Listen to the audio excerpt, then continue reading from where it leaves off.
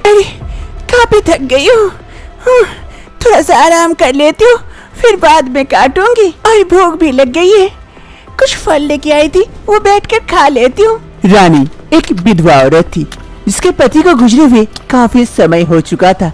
अपने जीवन यापन के लिए जंगल में आकर लकड़ियाँ काटती, उससे कुछ बाजार में बेच देती, कुछ लकड़ियाँ अपने घर लेके जाती। ऐसे रानी का दिन बीतता है। रानी काफी थक गई थी, जिस कारण वो जाकर एक पत्थर पर बैठती है और उसके पास कुछ केले रखे हुए थे, वो निकाल कर खाने वाली होती है। तभी देखती है सामने पेड़ पर एक बंदर उसकी ओर देख रहा होता है। अरे बंदर, और मेरे हाथ में केला, अरे लगता है तुम्हें भी भूख लगी है, आओ मैं तुम्हें भी केला देती हूँ, तुम भी खा लो। रानी जैसे उस बंदर को अपनी ओर बुलाती है, वो बंदर जल्दी से पेड़ से उतरकर रानी के पास आ जाता है और रानी की ओर देखने लगता है। तुम्हें भी भूख लगी है, ये लो केला खा लो, भूख मिट जाएगी। रानी उस बंदर को केला देती तो है, लेकिन वो बंदर केला नहीं लेता है। वो वहीं बैठकर रानी की ओर घूरे जा रहा था। क्या हुआ, भूख नहीं लगी है क्या? तो तुम बाद में खा लेना, तुम्हारा फेवरेट केला है। चलो अब मुझे देर हो जाएगी, मैं जल्दी से चलती हूँ। बंदर वही बैठा रहता है। रानी जल्दी से लकड़ियाँ समेट लेती है और घर की ओर चल देती है। रानी अब से लकड़ियाँ काटने के लिए जंगल आती तो है और जंगल से लकड़ियाँ भी काटती है। वो बंदर बैठ कर रानी की ओर देखता है। रानी लकड़ियाँ काट कर वहाँ से चली जाती है तो वो बंदर काफी उदास हो जाता है। एक रोज रानी की तबीयत कुछ ठीक नहीं थी, जिस कारण वो जंगल की ओर नहीं जा पाती है लकड़ियाँ काटने के लिए। अरे आज तबीयत ठीक नहीं लग रही है, क्या करूँ? आज तो जंगल नहीं जा पाऊंगी लकड़ियाँ काटने के लिए, लेकिन कैसे चलेगा? खाना बनाने के लिए लकड़ियाँ भी नहीं है, अब क्या करूँ? अरे काश वो बंदर होता तो कितनी अच्छी मेरी लकड़ियाँ ला देता, लेकिन अब क्या करूँ? देखती हूँ कितनी लकड़ियाँ, उसी में से कितना खाना बनता है। ये कहते हुए रानी घर के अंदर की ओर चली जाती है और वो बंदर रानी के घर के बाहर एक पेड़ पर बैठकर सारी बातें सुन लेता है। ऐसी बात है, मैं तुम्हारे लिए लकड़ियाँ जरूर लेके आऊँगा, अभी ला देता हूँ। फिर वो बंदर जल्दी से वहाँ से चला जाता है। रानी रसोई घर में थी। अरे जितनी लकड़ियाँ हैं, इसमें तो लग रहा है सिर्फ चावल ही बन पाएगी, आज सूखा चावल ही खाना पड़ेगा। सब्जियां बनने के लिए लकड़ियाँ भी नहीं है, अब उतनी ताकत भी नहीं है कि मैं जंगल जाकर लकड़ियाँ काट के लेके आऊँ, यही खा लूंगी आज। रानी वही रसोई में बैठे बैठे चावल बनने का इंतजार करती है। तभी वहाँ पर बंदर लकड़ियों का गांठ लिए वहाँ पहुँचता है। रानी ये देखकर आश्चर्यचकित हो जाती है। अरे ये तो वही बंदर है। अरे बंदर, तुमने लकड़ियाँ लाई मेरे लिए, लेकिन तुम्हें कैसे पता कि मुझे लकड़ियों की आवश्यकता है? अरे मुझे सब कुछ पता है कि तुम लकड़ियों के बिना कैसे खाना बनाती। आज वैसे भी तुम जंगल नहीं गई, इसीलिए मैं तुम्हारे लिए लकड़ियाँ लेके आया हूँ। लो, इससे आगे का खाना बना लो। अरे बंदर, तुम तो बोल भी सकते हो। हाँ, मैं बोल भी सकता हूँ और तुम्हारी परेशानियों को समझ भी सकता हूँ। अरे ये तो बहुत अच्छी बात है। फिर रानी बंदर के लाए हुए लकड़ियों से चूल्हे में आग लगाती है और बाकी की सब्जियां भी बना लेती है। अब ऐसे ही दिन बीतने लगते हैं। अब वो बंदर रानी के साथ ही रहने लगता है। दोनों एक दूसरे के साथ बड़े ही मजे से रहने लगते। कभी बंदर जाकर जंगल से रानी के लिए फल तोड़ के लेके आता और दोनों मिलकर खूब खाते, तो कभी रानी बंदर के लिए पकोड़े तल देती, बंदर भी मजे से खाता और दोनों की जिंदगी ऐसे ही खुशी खुशी बीत रही होती है। ऐसे कुछ समय बीत जाते। एक सुबह रानी की तबीयत बिगड़ने लगती है, उसे कुछ अच्छा नहीं लगता है। अरे आज तबीयत कुछ ठीक नहीं लग रही है, अजीब सा लग रहा है, शरीर भारी भारी सा लग रहा है। अरे रानी क्या हो गया? मैं तुम्हारी मदद करूँ क्या? अरे नहीं बंदर, तुम क्या मदद करोगे मेरी?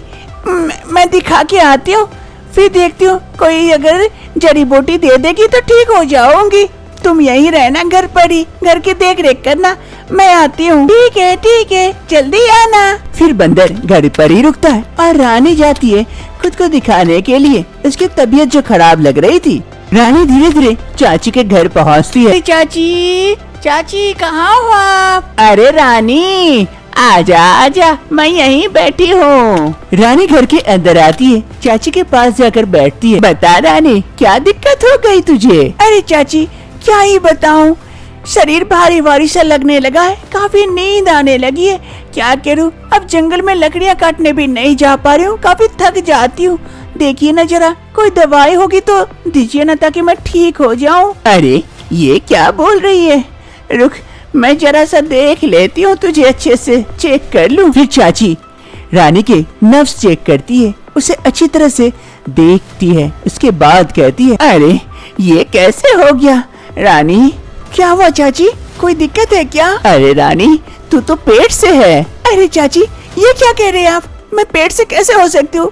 मेरे पति को गुजरे हुए काफी साल हो गए, मैं अकेले रहती हूँ, तो मैं पेट से कैसे हो सकती हूँ चाची? देख रानी, मेरा काम है देख कर तुझे बताना तुझे क्या दिक्कत है। अब तुझ में यही दिक्कत आई है, इसीलिए मैं तुझे बता दी, आगे तू देख ले क्या करना है। रानी चाची की ये बात सुनकर काफी मायूस हो जाती है और वहाँ से चली जाती है। अरे ये तो विधवा लड़की है, पति के बिना ही रहती है, तो फिर ये कैसे गर्भवती हो सकती है? कहीं इसके चाल चलन कुछ गड़बड़ तो नहीं है? नहीं नहीं, मुझे तो पंचायत जी को बताना पड़ेगा। गांव में ऐसे शर्मनाक चीजें नहीं होनी चाहिए।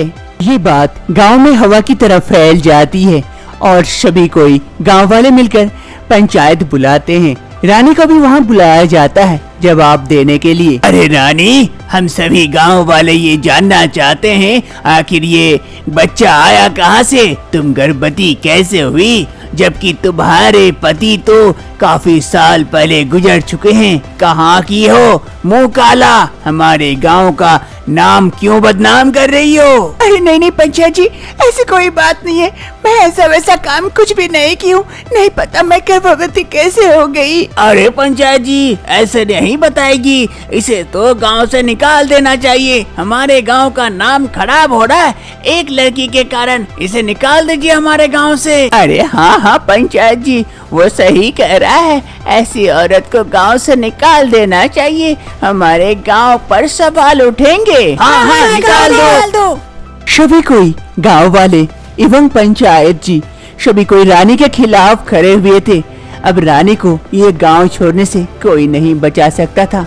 तभी वहाँ पर एक साधु बाबा आ पहुँचते। अरे रुक जाओ, ऐसे इतनी जल्दी फैसला मत लो किसी के लिए। अरे महर्षि बाबा, आप प्रणाम बाबा, आप अचानक से यहाँ पधारे? हाँ, तुम्हारे गांव की भला के लिए मुझे यहाँ पधारना पड़ा और एक स्त्री पर अत्याचार हो रहा है, उसको बचाने के लिए मैं आया हूँ। लेकिन बाबा, ये लड़की बदचलन है, कहीं से मुंह काला करके आई है और हमारे गांव का नाम खराब कर रही है, इसी कारण हम इसे गांव से निकाल रहे हैं। पागल मत बनो, ठीक है ना? ये लड़की तुम्हारे गांव का रक्षक है, इसके पेट में पल रहा बच्चा इस गांव की रक्षा करेगा।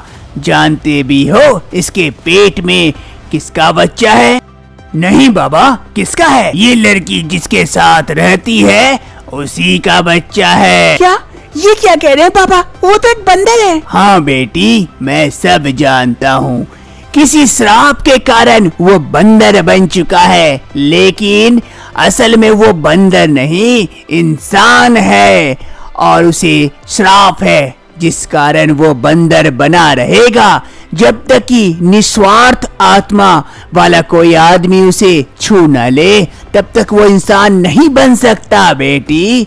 इसीलिए तो आज भी वो तलाश में है ऐसे इंसान का, जिस वक्त उसे ऐसा कोई इंसान छू लेगा वो इंसानी रूप में आ जाएगा। चलो बेटी, मेरे साथ चलो यहाँ से। फिर वो महर्षि बाबा रानी को अपने साथ वहाँ से लेके चले जाते हैं और गांव वाले सभी अपनी गलतियों पर अफसोस करते हैं। ऐसे ही कुछ वक्त बीतता है। एक रोज रानी के पेट में काफी दर्द शुरू हो जाता है। दाइमा वहाँ आई हुई थी रानी की मदद करने के लिए और देखते ही देखते रानी एक प्यारे से बच्चे को जन्म देती है।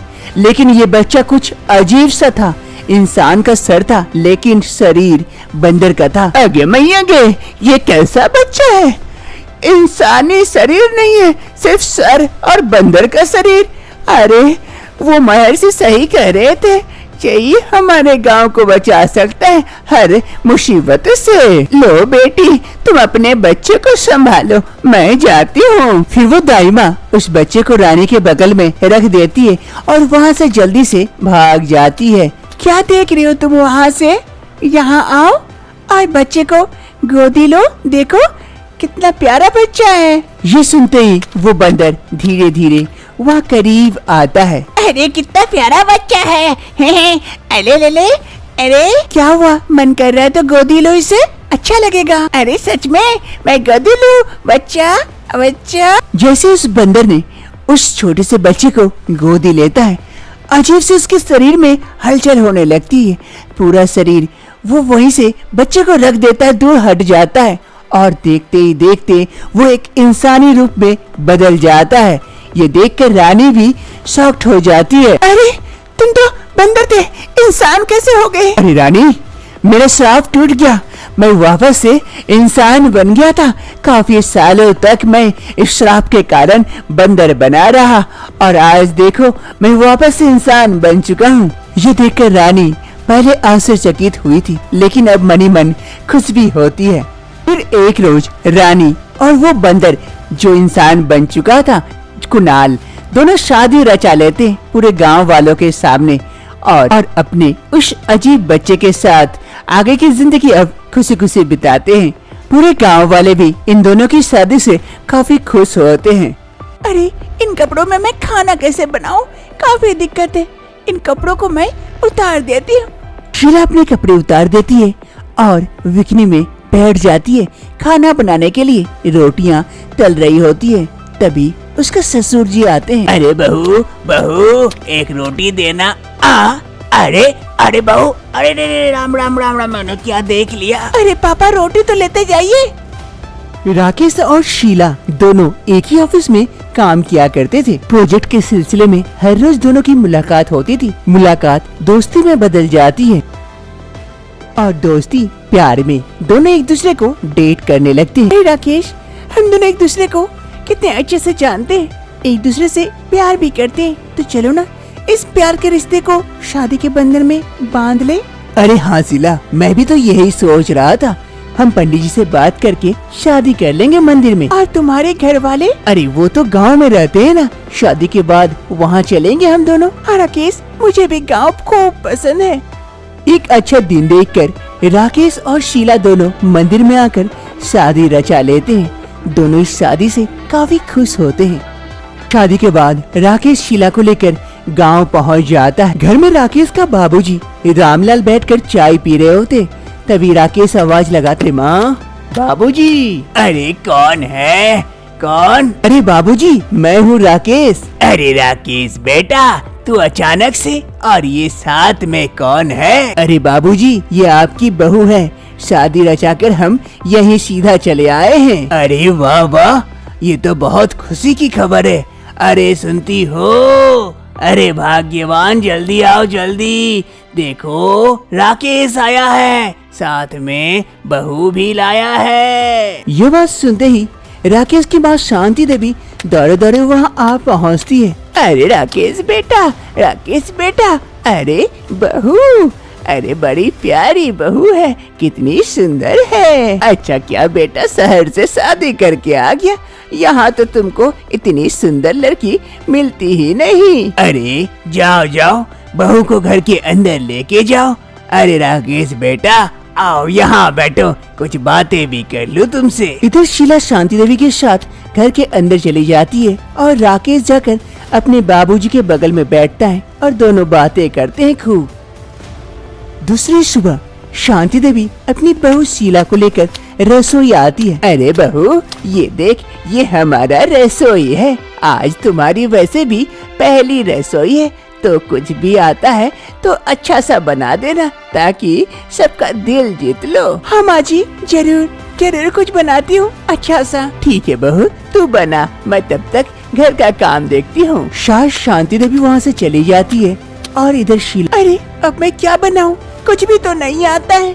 सुनी थी रोटी कैसे होती है, वही बनाती हूँ, लेकिन इतनी ज्यादा गर्मी अब मैं बर्दाश्त नहीं हो रही है, क्या करूँ, कुछ समझ नहीं आ रहा है। फिर शीला जाकर रोटी बनाने लगती है। शीला को काफी गर्मी हो रही थी, वो गर्मी से परेशान हो चुकी थी। अरे इतनी गर्मी बर्दाश्त नहीं हो रही है, एसी भी नहीं है, इतनी गर्मी में मैं तो मर जाऊंगी। नहीं, क्या करूँ अब? एक काम करती हूँ, इन साड़ियों को उतार देती हूँ, तब थोड़ी सी कम गर्मी लगेगी। फिर शीला खाना बनाते बनाते एक एक कपड़ा उतार देती है और धीरे धीरे सारे कपड़े उतार कर बिकनी में आ जाती है। हाँ, अब थोड़ी सी राहत मिली, अब थोड़ी सी गर्मी कम लग रही है। जल्दी जल्दी से रोटियां बना लेती हूँ, फिर बाहर जाती हूँ, काफी गर्मी है। फिर इधर शीला रोटियां बनाने लगती है। तभी शीला का ससुर रामलाल रोटी मांगने के लिए रसोई आता है। अरे बहू दो रोटी। अरे राम राम राम राम, क्या देख लिया मैं? अरे बहू, ये क्या कर रही हो? कपड़े उतार कर क्यों बैठी हो रसोई में? अरे बाबूजी, कहाँ उतारी हूँ? कपड़े तो पहने हुई हूँ, गर्मी लग रही थी इसीलिए सारे उतार दी, इसमें बुराई क्या है? अरे अब मैं कैसे तुम्हारे तरफ देखूं? अरे भाग्यवान, यहाँ आओ, जरा देखो बहू को। ये कहते हुए रामलाल वहाँ से चला जाता। अरे बाबूजी रोटी मांगने आए, रोटी लिए बनाई, चले गए। दूसरी रोज शांति देवी के घर कुछ मेहमान आए हुए थे। अरे शांति, सुना है तुम्हारी बहू भी आई है, जरा उन्हें तो बुलाओ, देखूं तो कैसी है। शहर की लड़कियाँ बहुत सुंदर होती है, सुना तो है, आज देख भी लूंगी। अरे हाँ दीदी, क्यों नहीं, अभी बुलाती हूँ। अरे बहू, जरा मेहमानों का मुंह मीठा तो करा। सभी को इधर बात कर रहे होते हैं। तभी शीला लड्डू लेकर वहाँ पहुँचती है। अरे चाची, ये लीजिए लड्डू, मुंह मीठा करिए। सभी कोई शीला को घूर घूर के देखते हैं, क्योंकि शीला रसोई में काम कर रही थी। गर्मी के वजह से सारे कपड़े उतारकर बिकनी में आ जाती है, यहाँ सबके सामने। अरे शांति, ये क्या, कैसी रे बेशरम बहू लेके आई? ऐसे क्या कोई मेहमान के सामने आता है कपड़े उतार कर? छी, हम तो सोचे थे शहर की लड़कियाँ अच्छी होती है, सुंदर होती है, ये तो बेशरम है, बेशरम बहू लेके आई। अरे हाँ शांति, ये कैसी बहू लेके आ गई तू, बेशरम जैसी, सबके सामने ऐसे कपड़े उतार के आ गई। छी, इसे देखकर तो हमें ही शर्म आ गई। हम चलते हैं, चलिए। शीला की करतूत देख शांति देवी के दोनों मेहमान वहाँ से चले जाते हैं। शांति देवी को बड़ा ही खराब लगता है और गुस्साते हुए वो वहाँ से चली जाती है। दूसरी रोज रसोई में शीला खाना बना रही होती है। तभी वहाँ पर राकेश पहुँचता है। अरे शीला, माँ वो कह रही थी कि अरे ये क्या, तुम सच में बिकनी में ऐसे क्यों बना रही हो? घर में ऐसे कोई कपड़े पहनता है क्या? अरे राकेश, तो मैं क्या करूँ, इतनी गर्मी बर्दाश्त नहीं हो रही है, जैसे लग रहा है कि मैं यहीं मर जाऊंगी।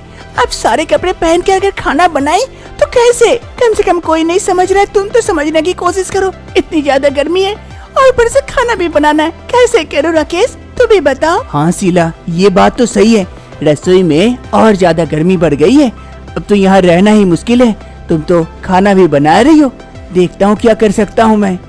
राकेश शीला की गर्मी से राहत के लिए सारा खाने का सेटअप छत पर कर देते हैं और एक तिरपाल भी लगा देते हैं, जिससे उसे गर्मी से भी राहत मिले। अरे शीला, अब तो गर्मी नहीं न लग रही है? अरे नहीं राकेश, इसीलिए तो देखो ना, साड़ी पहन के खाना बना रही हूँ। थैंक यू राकेश, इतना मेरे लिए सोचने के लिए।